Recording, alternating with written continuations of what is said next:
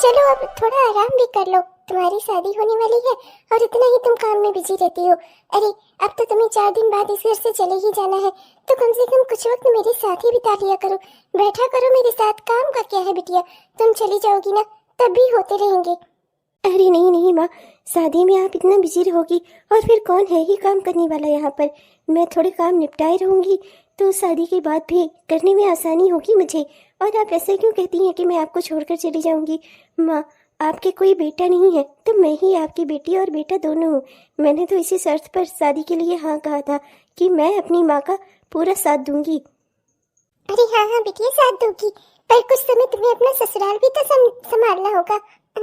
मैं तो बस इसी बात से खुश हूँ कि वो लोग बहुत अच्छे हैं, इतना मान सम्मान देते हैं तुम्हें। और जमाई बाबू से तुम्हारी बात हुई थी ना, वहाँ सब तैयारियां कैसी चल रही हैं? सब सही है माँ, सब बढ़िया है और अच्छी सी सारी तैयारियां चल रही हैं। आपके कहने पर ही मैंने उनसे बातचीत शुरू की, वरना तो शादी से पहले मैं उनसे बात भी न करती। माँ, आपसे बढ़कर मेरे लिए इस दुनिया में कोई रिश्ता नहीं है और न कभी होगा। अरे बिटिया, हम लोगों के जमाने में नहीं होता था, पर आजकल के जमाने में ये सब कुछ होता है, तो मैंने भी अपनी विचारधारा बदल ही ली। फिर अब जहाँ मेरी बिटिया का भला हो, और मुझे क्या चाहिए, मैं अकेले जैसे तैसे तुम्हारी शादी कर रही हूँ, लोग अच्छे मिल गए हैं तो थोड़ा सा अपना कुछ ना कुछ कॉम्प्रोमाइज तो करना ही पड़ता है। खैर ये सब छोड़, चल मैंने ना खाना निकाला है, दाल चावल सब साथ में परोस कर रखा है, चल माँ बेटी साथ में बैठकर खा लेते हैं। फिर तो ना जाने ही कब मौका मिलेगा हमें एक साथ बैठकर खाने का। वैसे तो रिश्ते नातेदारी में फॉर्मेलिटी वाली कोई बात ही नहीं होती, पर अब हमारी रिश्तेदारी में इतने बड़े लोग हैं। अरे आपका बेटा डीएम है और मैं तो उसकी चाची लगती हूँ, दूर के रिश्ते से ही सही। तो इसीलिए मैंने सोचा कि रिश्तेदारी में तो चलकर बुलाना चाहिए, इसीलिए मैं चली आई। क्या है ना कि भैया अगर आएंगे, मतलब आपके बेटे, तो हमारा भी कुछ मान सम्मान बढ़ जाएगा। लड़की पढ़ी लिखी है, बहुत ही अच्छा घर खानदान सब कुछ है, मैंने सब पहले से पता करवा लिया है। बस हमारी भी शान थोड़ी बढ़ जाएगी। और आप ना बस अपने बेटे के साथ आ जाइएगा। अरे विनोद, अच्छा बेटा तू आ गया। ये ना तेरी दूर की रिश्ते की चाची लगती हैं, इनके बेटे संजय की शादी है, उसी का निमंत्रण देने आई है तुझे। इनके यहाँ चलना है, ये तेरी दूर की चाची है बेटा। दूर की चाची? नमस्ते चाची जी। अरे खुश रहिए विनोद भैया। अरे आप जैसे लोगों ने ही तो हमारे खानदान का नाम रोशन कर दिया है, इसीलिए शादी में बुलाने आई हूँ। शादी में आप आएंगे तो 4 लोगों से बातचीत होगी। और वैसे भाभी, इनके लिए भी तो लड़की वड़की देखनी शुरू करिए। अरे अब किस चीज का इंतजार कर रही हैं? लड़का आईएएस अधिकारी हो गया है, इतना बड़ा डीएम बन गया है, डीएम। तो अब किस चीज का इंतजार है आपको? कोई अच्छी सी लड़की देखिए। अरे खूब दान दहेज मिलेगा आपको। लड़का एक तो सरकारी, ऊपर से इतने बड़े पद पर। हाँ चाची, बस आप जैसे लोगों का ही इंतजार कर रही थी माँ। एक आध बार आप लोग कहेंगे नहीं तब तक मैं शादी थोड़ी ना करूंगा। अरे चाची, जिंदगी में और भी काम है, अभी मुझे बहुत कुछ करना है। आईएएस अधिकारी बनना मेरा सपना जरूर था, लेकिन मेरे कई और सपने भी हैं। मुझे अभी शादी नहीं करनी, और आप लोग तो अभी से ही मेरे पीछे पड़ गए। मैं आपकी बातों का बिल्कुल भी बुरा नहीं मानूंगी विनोद भैया, अपने बड़े लोग बड़े सोच। वैसे भाभी एक बात कहूँ आपसे, कौन सा लड़का ऐसा होगा दुनिया में जो अपनी माँ को बोलेगा कि माँ मेरा ब्याह करा दो? ये बात तो माँ बाप की सोचने वाली होती है ना। अच्छा ठीक है, मैं चलती हूँ, आप लोग आइएगा जरूर। फालतू के रिश्तेदार। माँ, मुझे बहुत काम है, मैं नहीं जाने वाने वाला इनके यहाँ शादी वादी में। और वैसे भी मैं तो इनको आज तक जानता भी नहीं था। मैं डीएम क्या बन गया, रिश्ते नातेदारी जोड़ने चली आई। ऐसा नहीं बोलते बेटा, पेड़ चाहे जितना भी बड़ा हो जाए उसे हमेशा अपनी जड़ों से जुड़ा हुआ होना चाहिए। दूर की ही सही पर रिश्तेदार है हमारी, अगर हमें इतने प्यार से बुलाने आई थी तो हमें चलना चाहिए। वैसे वो कुछ गलत तो नहीं कह रही थी ना, मैं भी चाहती हूँ कि मेरे घर में अब बहू आ जाए। वैसे भी तूने पढ़ाई लिखाई करके जिंदगी में वो सब हासिल कर लिया जो तू करना चाहता था। तो चाहता था ना तू आईएएस अधिकारी बने, बन तो गया बेटा। अब एक आध सपने मेरे भी पूरे कर दे। इस घर में कब तक अकेली भटकती रहूंगी मैं? कम से कम एक बहू आ जाएगी तो मुझे भी थोड़ा आराम मिल जाएगा, उसके साथ बातचीत करूंगी, मेरा भी दिन कट जाया करेगा। अरे माँ, अब मैं आपसे क्या ही कहूँ। शादी करने को तो मैं कर लूँ, पर लड़की भी तो वैसी होनी चाहिए। मैंने तो जितनी भी लड़कियों को देखा है वो सब मुझसे ज्यादा मेरे पद से प्यार करती हैं कि मैं एक आईएएस अधिकारी हूँ, इसलिए उन्हें मुझ में इंटरेस्ट है। बाकी अगर मेरा वक्त खराब हो, मेरा वक्त बुरा हो, तो वो कभी भी मेरे साथ नहीं खड़ी होंगी। जैसी लड़की मुझे चाहिए ना माँ, वैसी लड़की है ही नहीं दुनिया में, तो मैं क्यों शादी करूं? इसीलिए मेरा शादी करने का मन नहीं करता। खैर ये सब बात छोड़िए माँ, आज शाम को मुझे आपको लेकर रेस्टोरेंट चलना था ना, हम दोनों माँ बेटा साथ में जाएंगे। ये बेकार की बातें छोड़िए आप। भगवान करे बेटा तुझे तेरे मन की लड़की जल्दी ही मिल जाए। भगवान मेरी विनती अब तो सुन ले। आज तक मैंने भगवान से जो कुछ भी मांगा है भगवान ने मुझे सब कुछ दिया है, चाहे जितने भी बुरे हालात क्यों न रहे हो। मेरा बेटा आज काबिल बना है, सब कुछ भगवान की ही कृपा है। और आगे भी मुझे उन पर भरोसा है कि मेरे घर में बहू के चरण भी भगवान ही पड़वाएंगे। राम राम समधीन, राम राम। इतनी रात गए आना पड़ा आपको, कोई खास बात थी क्या? अरे आप मुझे फोन कर देती, मैं आपसे खुद ही फोन पर ही जानकारी ले लेती। क्या करने इतनी रात को आने में तकलीफ की आपने? अब खास बात तो थी ही समधिन, इसीलिए तो आना पड़ा। अब मैं क्या ही जानूं कि आप क्या तैयारी कर रही हैं बिटिया की शादी की, इसीलिए मैंने सोचा कि चलकर मैं ही थोड़ी आपकी मदद कर देती हूँ। अब देखिए ना समधिन, छोटी मोटी बातों के लिए तो मैं कुछ कहती ही नहीं हूँ कि देखिए आपका पति नहीं है, किसी तरह आप शादी निपटा रही हैं, अपनी बिटिया निपटा रही हैं, तो हम भी ज़्यादा कुछ नहीं कहते।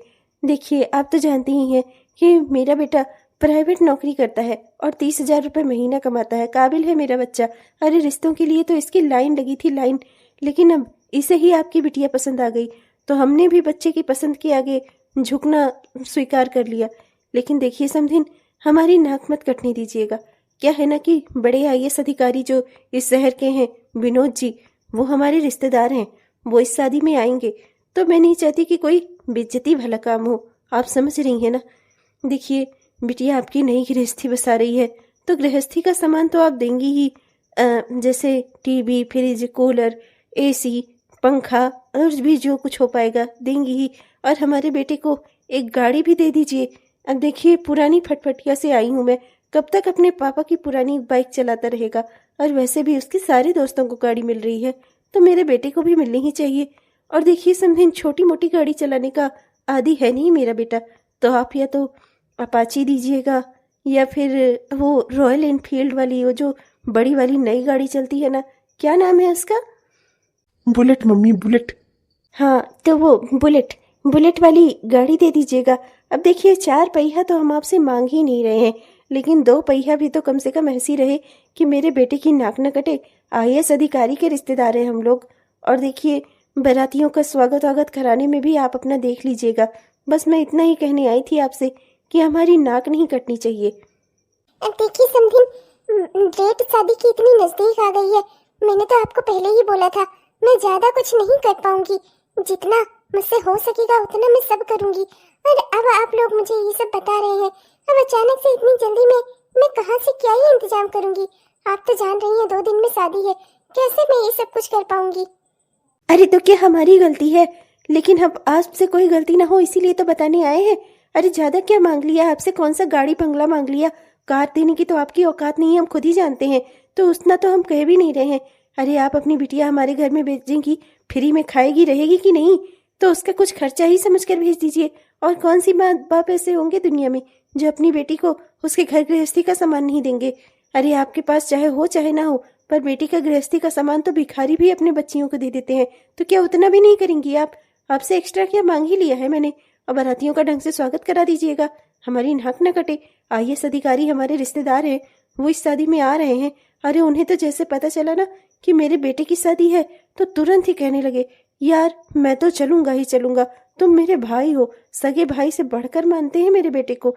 और अगर उनकी इज्जत में कोई कमी आई तो फिर आप जान लीजिएगा, फिर ये रिश्ता होना मुश्किल हो जाएगा आपके लिए। फिर ज्यादा कुछ आपने करना नहीं है, इतना एक्स्ट्रा कुछ नहीं कह रही हूँ मैं आपसे करने के लिए। अरे मेरे बेटे को एक अच्छी सी बाइक दे दीजिए, दोस्तों में उसकी शान बन जाए। और क्या कहते हैं, बारातियों का अच्छे से स्वागत कर दीजिए। हमारे रिश्तेदार जो IAS अधिकारी हैं उनको ढंग से खिलाने पिलाने का व्यवस्था करवा दीजिएगा। और हाँ, बारातियों को चिन्ह के तौर पर देने के लिए कुछ चांदी का सामान, चांदी का सिक्का वगैरह कर दीजिएगा। बस और क्या कह दिया आपसे? अरे अपनी इकलौती बेटी के लिए इतना भी नहीं कर सकती आप? हाँ फिर समधिन, आप तो जानती ही है ना चांदी इतना महंगा है, और कम से कम 200 बाराती तो आप लेकर आएंगी ही। मैं कहाँ 200 सिक्के बनवाती फिरूंगी? और फिर मैं अपना शादी का खर्चा भी तो देखना है समधिन, मुझसे नहीं हो पाएगा इतना सब कुछ। नहीं हो पाएगा भाई, तो मैं बता देती हूँ, 2 दिन है अभी शादी में, सोच लेना आप। वरना फिर जैसे हो समझो, आप अपना इंतजाम कर लो। चलो बेटा। वाह माँ वाह, बुलेट मिलेगी, बुलेट। हाँ नहीं तो और क्या, मेरा बेटा क्या बुलेट भी नहीं चलाएगा? अरे रिश्तों की लाइन लगी पड़ी है, लोग तो कार तक देने को तैयार है।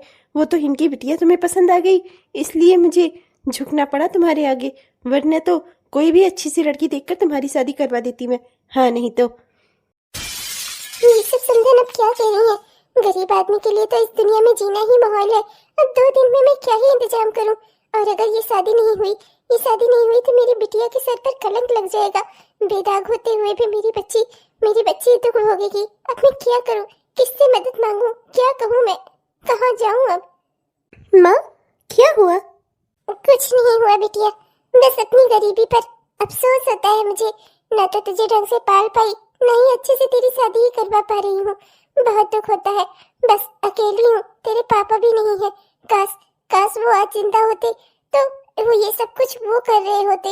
अकेली हूँ इसलिए डर लगता है कि कहीं कुछ ऊंच नीच ना हो जाए तेरे ब्याह में। मम्मी कोई ऊंच नीच नहीं होगी। आपने इतने प्यार से मुझे पाल पोस कर बड़ा किया है, उतने ही प्यार से आप मुझे विदा भी करोगी। आप बिल्कुल भी चिंता मत करो माँ, कोई गड़बड़ नहीं होगी। अब चलो भी माँ, सो जाओ। ये बेकार की टेंशन लेने से ना कोई फायदा नहीं है। मैं आपको बुलाने के लिए आई थी, खाना बन गया है। चलो रात का खाना खा लो और सो जाओ। क्या कहूँ तुमसे बिटिया? तुमसे कुछ कहूंगी तो तुम अपनी सास के लिए और अपने पति के लिए न जाने ये क्या क्या सोच लोगी। तुम तो दहेज के सख्त खिलाफ हो। अगर मैंने तुम्हें कुछ बताया तो ये शादी वैसे भी नहीं होने वाली, और तुम्हें कुछ न बताने में ही मेरी भलाई है। मैं नहीं चाहती कि कोई रिश्ता जोड़ने से पहले ही उसमें दरार आ जाए, पर तुमसे कह नहीं पा रही हूँ। पर चिंता तो मेरे दिमाग में बनी हुई है, सब कुछ अच्छे से निपट जाए। समझन जितनी डिमांड करनी है उतनी डिमांड मैं कहाँ से पूरी करूंगी? कैसे क्या करूंगी? सोच तो हो ही गई और चिंता भी हो गई मुझे।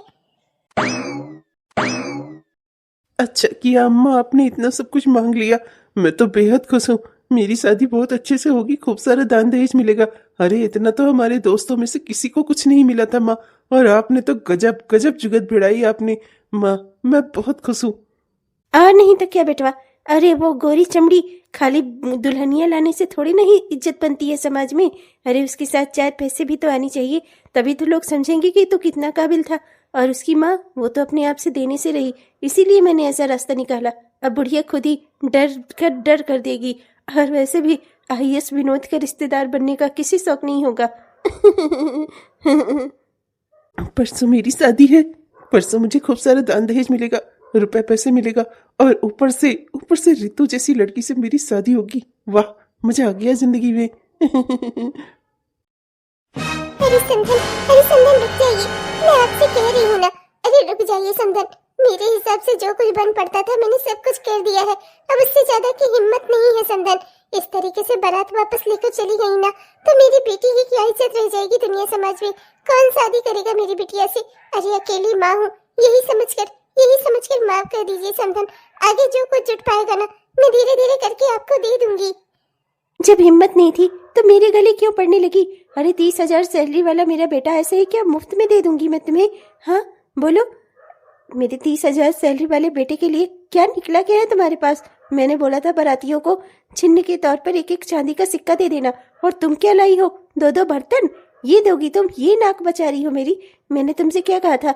मेरे बेटे को अपाची या वो बड़ी वाली गाड़ी, क्या बोलते हैं उसे? बुलेट माँ, बुलेट।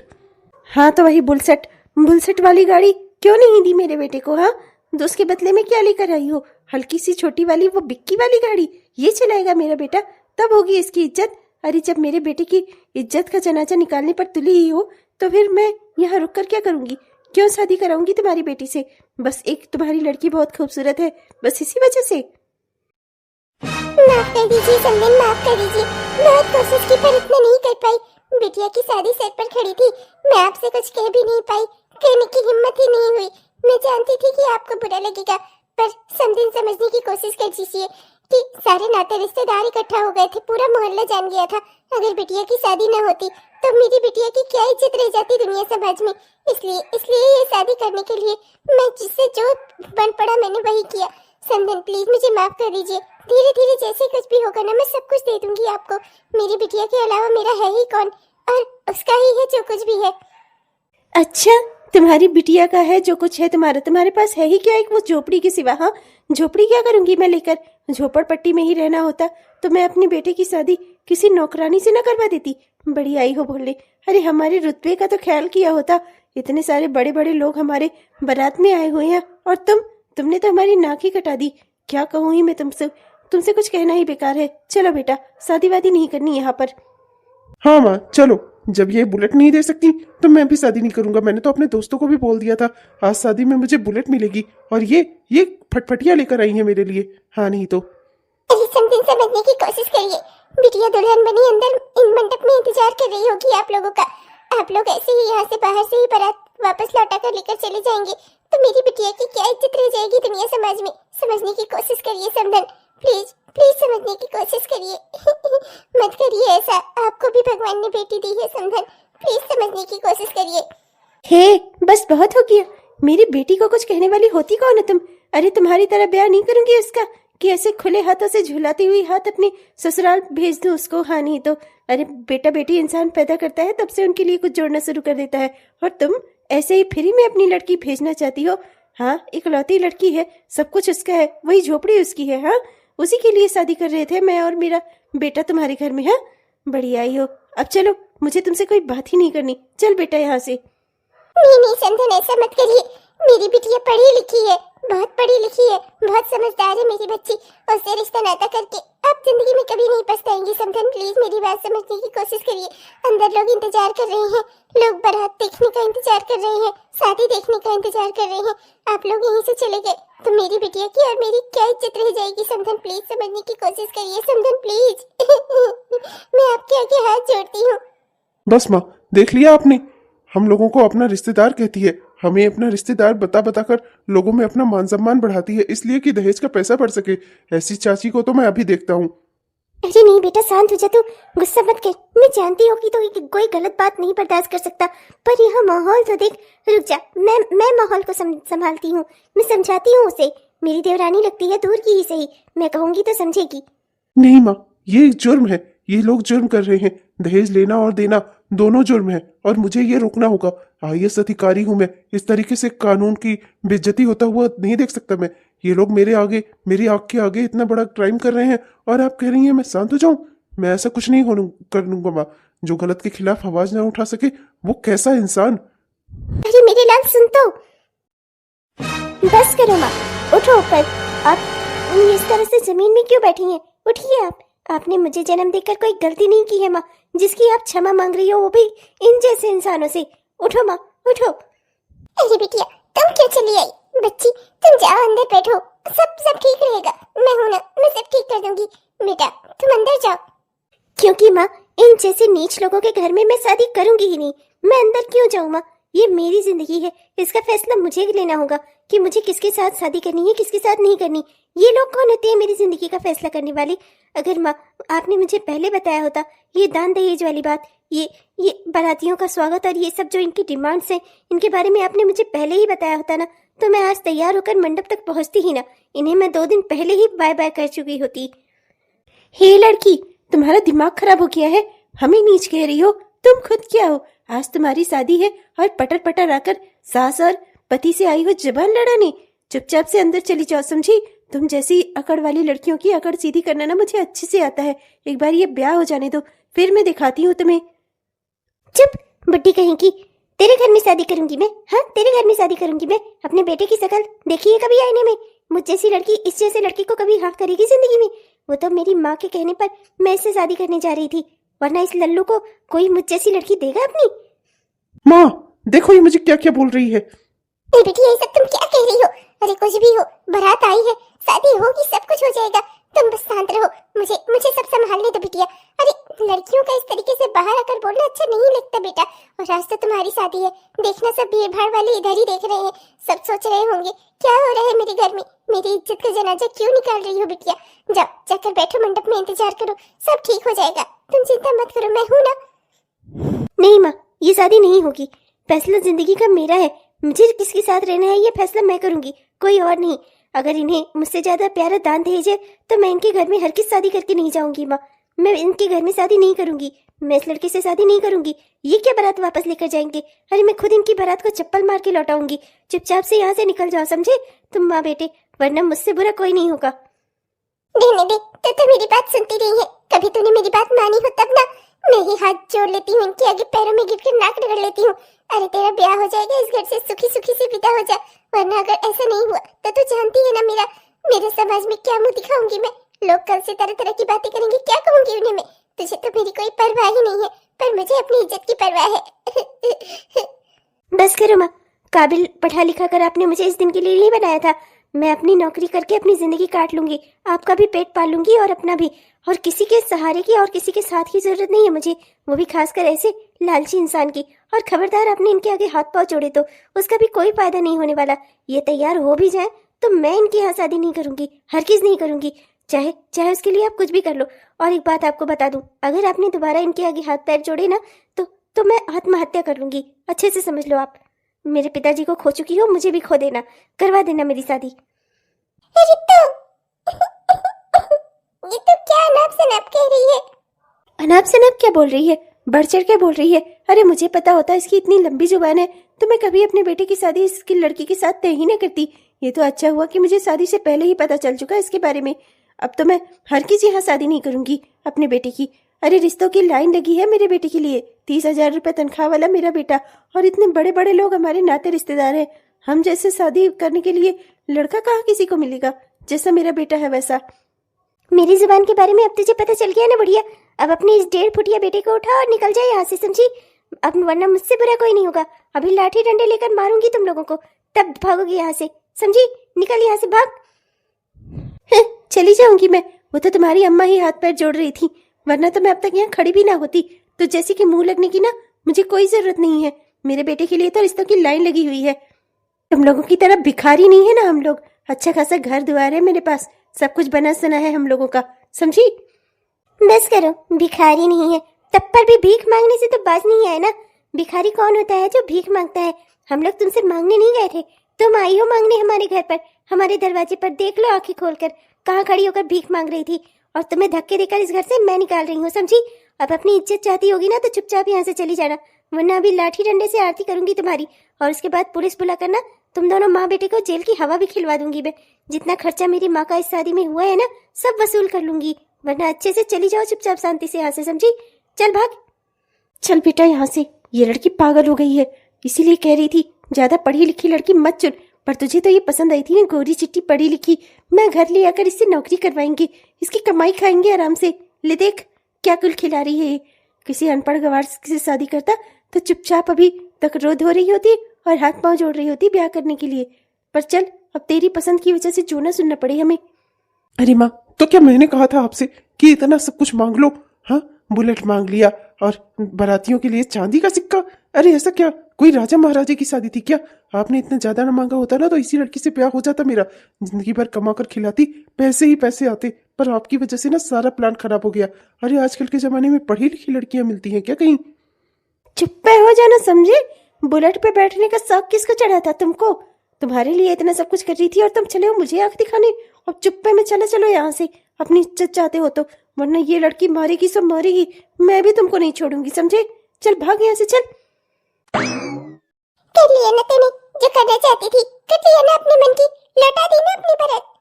अब जिंदगी भर मेरी छाती पर बैठकर मुंह करना तू। लोगों को कल से क्या मुंह दिखाऊंगी मैं? लोग यही कहेंगे पति मर गया तो बेटी का ब्याह तक नहीं करा पाई मैं। धो दी मेरी इज्जत तूने। अरे जैसे तैसे करके मैं उन लोगों को मना लेती, बाद में आगे पीछे देती रहती सारे सामान, पर नहीं, इतना सारा सब कुछ तो कर दिया था, थोड़ा बहुत जो नहीं कर पाई थी आगे पीछे वो भी कर देती, पर नहीं, तूने तो कोई गुंजाइश ही नहीं छोड़ी। मेरी बात तो तू कभी मानती ही नहीं। अरे तुझे पढ़ा लिखा कर मैंने गलती जो कर दी है, अब तो तू सर चढ़कर बोले कि ये मुझे सिखाएगी। आज को तेरे बाबूजी जिंदा होते ना तो मुझे ये सब दिन ना देखना पड़ता, उनके आगे तू भी ना बोल पाती, मैं कुछ बोल नहीं पाती, इसीलिए मुझे सीधा पाकर मेरे साथ ये सब कुछ करती है। अब जो नाते रिश्तेदार बैठे हैं, जो लोग तमाशा देख रहे हैं, क्या जवाब दूं मैं इन्हें? क्या मुंह दिखाऊं? क्या लड़की होना कोई गुनाह है? मैंने पढ़ाई लिखाई की, तब भी आपकी नजर में मैं इतनी काबिल नहीं हो सकी कि मैं आपका और अपना पालन पोषण कर सकूं। आप मुझे ऐसे ही किसी के घर में गाय बकरी की तरह बांध आना चाहती हैं, चाहे वो दूसरे दिन से मेरा जो भी हाल करे। हाँ, आपको आपको मेरी होने से ना होने से कोई फर्क नहीं पड़ता। आपको मुझसे प्यार नहीं है माँ, आपके लिए बस मैं एक जिम्मेदारी हूँ। मैं तो आपसे बहुत प्यार करती हूँ माँ, और आप मुझे बस अपनी जिम्मेदारी समझती हैं। जीत हासिल करके लोगों को दिखाना चाहती हैं कि मैंने अपनी बेटी की शादी कर दी, चाहे वो खुश रहे या ना रहे। माँ, मेरी जिंदगी का फैसला था, क्या बोलने का अधिकार तक नहीं था मेरा। मैंने जिंदगी भर में कभी किसी गलत बात को बर्दाश्त करने के बारे में नहीं सीखा है, हमेशा गलत के खिलाफ आवाज उठाना सीखा है। आपसे सीखा है जो कुछ भी सीखा है, और अब आप मुझे इस तरह से दोष दे रही हो।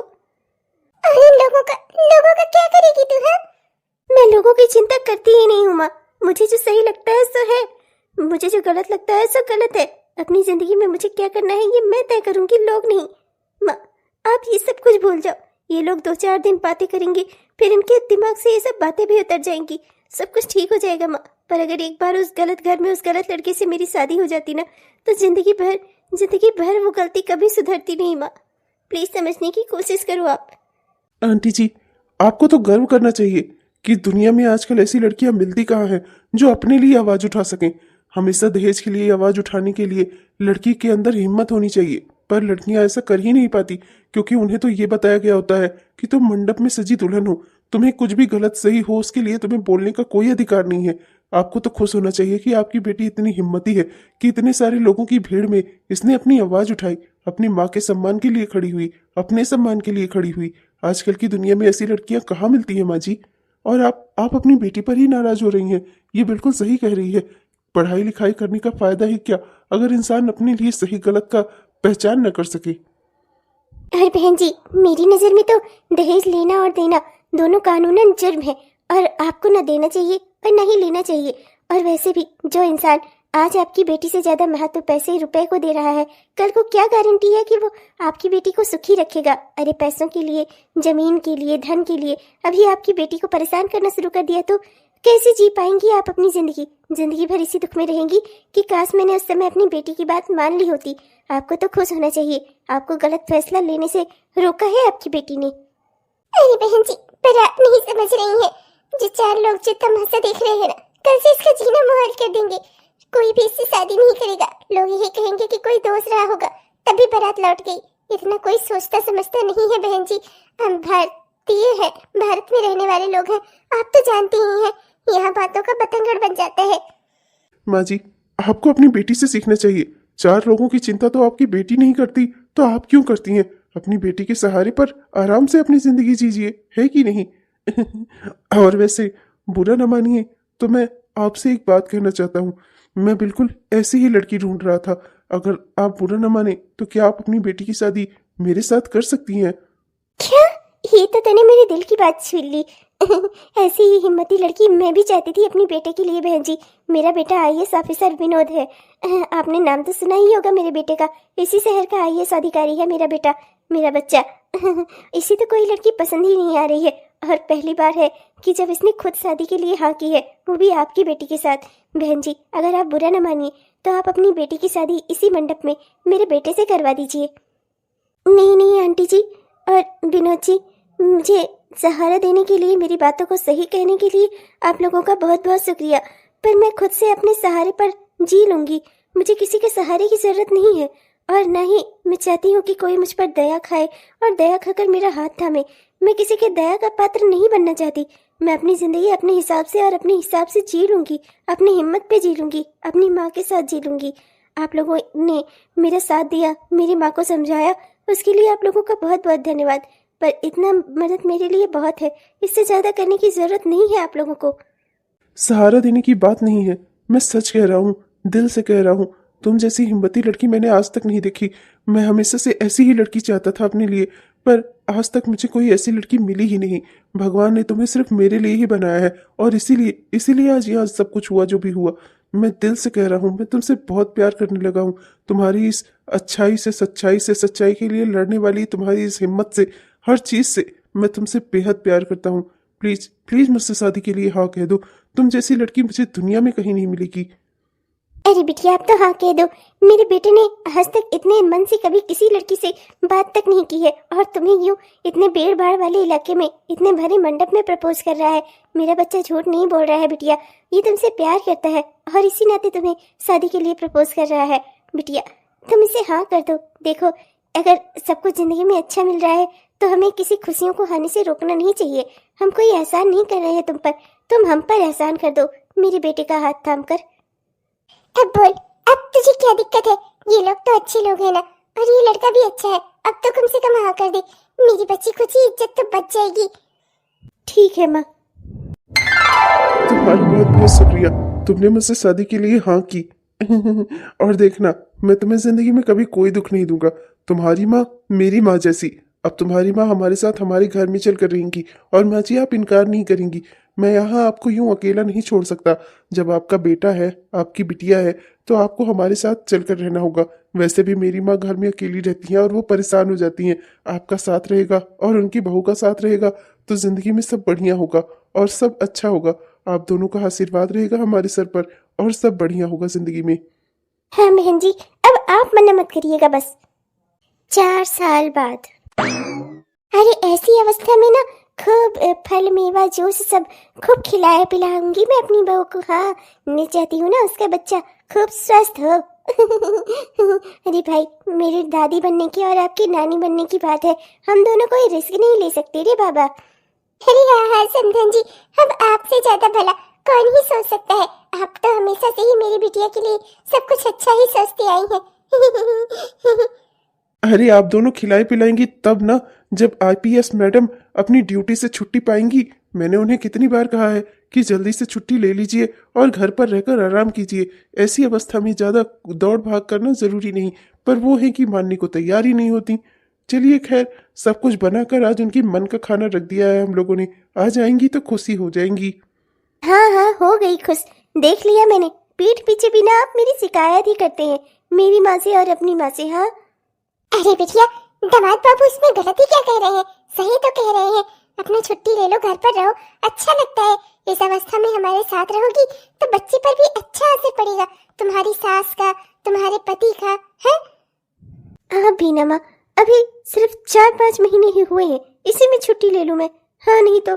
चलिए खैर ठीक है, मैंने छुट्टी के लिए बात कर ली है, जल्दी ही टाइम से छुट्टी मिल जाएगी आप लोगों के कहने पर। अरे बहू, तुम्हें अपना खास ख्याल रखना होगा सब। हाँ, जो जो हम बताएं वही वही खाओ पियो और आराम करो। और हाँ देखो ना, आज तुम्हारे पति ने तुम्हारे मन के कुछ चटपटे से आइटम बनाए हैं। तुम्हारी वजह से हमें भी अच्छा और चटपटा खाने को मिलेगा।